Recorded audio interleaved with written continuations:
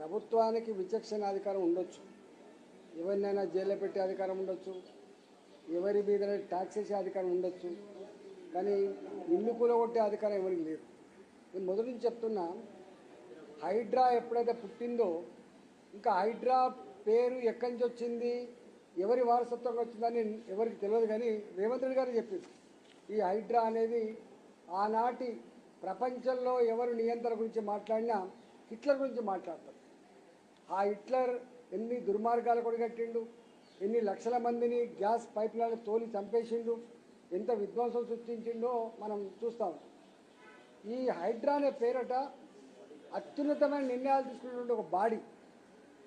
Hitler రాజ్యంలో ప్రజల మీద అఘాయిత్యాలు కావచ్చు, ప్రజలను చంపే విషయంలో కావచ్చు, ఇవాళ ప్రజాస్వామ్యాన్ని కూలి చేసే విషయంలో కావచ్చు, తీసుకునే నిర్ణయాల సంస్థ పేరే హైడ్రా అని చెప్పి అయితే వారు చెప్పిండ్రు. ఆ హైడ్రా అంటే హిట్లర్ని ఆదర్శంగా తీసుకొని హైడ్రాను స్థాపించినట్టుగా ఆయన చెప్పుకుండు. కాబట్టి హైడ్రా వచ్చినప్పటి నుంచి కూడా చూస్తూ ఉన్నాం.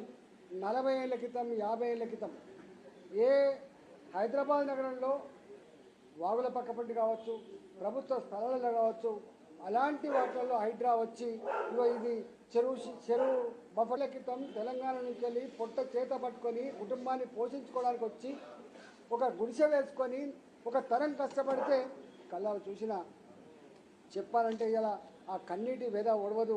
నల్ల చెరువులో ఇల్లు కూలగొట్టినప్పుడు బుచ్చమ్మ అనేటువంటి యాదవ మహిళ ఎట్లా సుదర్శకుల జరిగిపోయింది. కానీ హైడ్రా చరిత్ర చూసిన తర్వాత ఇది పేదల ఇల్లు కూలగొట్టేటువంటి ఒక సంస్థగా, ప్రజల్ని వేధించే సంస్థగా, ఇవాళ వాళ్ళకు అనుకున్న వాళ్ళకు భూములు కట్టబెట్టి వాళ్ళకు వ్యతిరేకంగా ఉన్నటువంటి వాళ్ళ ఇండ్లు కూలగొట్టుడు, భూములు గుంజుకునే సంస్థగా అది రికార్డుకి ఎక్కింది. కాబట్టి కోర్టు అనేక సార్లు, నాకు తెలిసి ఒక 60-63 సార్లు ఇవాళ కోర్టు ధిక్కరణకు పాల్పడినట్టు చెప్తా ఉన్నారు. కాబట్టి గిన్నిసార్లు ధిక్కరణకు పాల్పడుతున్నప్పుడు మరి ప్రభుత్వం మార్చుకోవాల్సి ఎక్కడ ఉండే.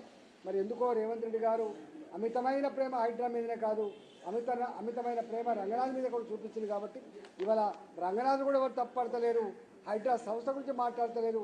ఇదంతా రేవంత్ రెడ్డి గారే చేయిస్తున్నది మాత్రం బయట ప్రచారం అవుతా ఉంది.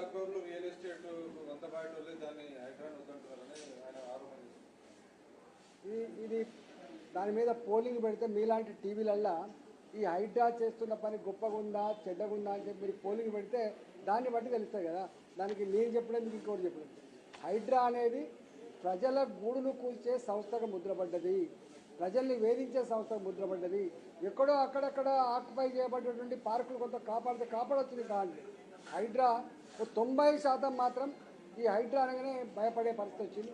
ఒకనాడు మీకు తెలుసు రియల్ ఎస్టేట్లో ఇది రివర్ పక్కకున్నటువంటి రివర్ ఫ్రంట్ పక్క పంటున్నటువంటి ఇళ్ళని, లేకపోతే చెరువుల పక్క పంటి లేక్ వ్యూలు అని చెప్పి వచ్చాయి. ఇవాళ లేక్ వ్యూ రివర్ ఫ్రంట్ అని కన్నా పేరు చెప్పుకునేటువంటి పరిస్థితి లేదు. ఇవాళ ఎక్కడికి వచ్చిందంటే హైదరాబాద్లో ఏ అపార్ట్మెంట్ కొనుక్కోవాలన్నా, హైదరాబాద్లో ఎక్కడైనా గేటెడ్ కమిటీలో కానీ ఇవాళ హైదరాబాద్లో కట్టిన ఇల్లు కొనుక్కోవాలంటే హైడ్రా పర్మిషన్ ఉందా అని చెప్పి అడిగే పరిస్థితి వచ్చింది. హైడ్రా అన్ని సంస్థల కంటే ఒక సుప్రీం సంస్థగా, అది రెవెన్యూ డిపార్ట్మెంటు, అది మున్సిపల్ అడ్మినిస్ట్రేషన్ డిపార్ట్మెంటు, అది హోమ్ డిపార్ట్మెంటు, ఏ డిపార్ట్మెంట్ కూడా వాటిని నియంత్రించే పరిస్థితి లేదు. చివరికి కోర్టులు కూడా దాన్ని నియంత్రించలేకపోయినాయి. వాళ్ళకి యాసకు వచ్చి మొన్న వాళ్ళు ప్రకటించారు. కాబట్టి నాకు తెలిసి ఒక స్టేజ్లో రేవంత్ రెడ్డి గారికి కూడా ఈ హైడ్రా సంస్థ ఇంటదో అనే పరిస్థితి వచ్చింది.